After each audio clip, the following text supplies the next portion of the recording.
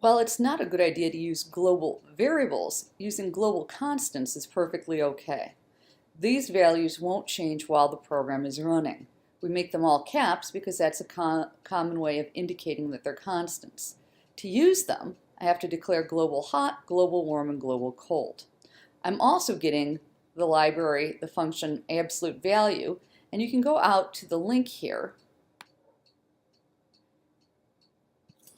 to the Python documentation,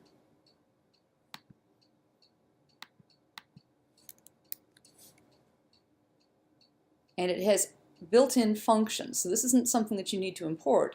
This is a built-in function, and it shows you how to use it.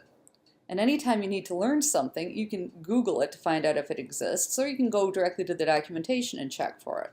So an absolute value is going to return the distance from 0, and that's going to let me do the hot and cold options. So if the value of the absolute value of correct answer minus user guess equals 0, they've guessed the correct number and they've won.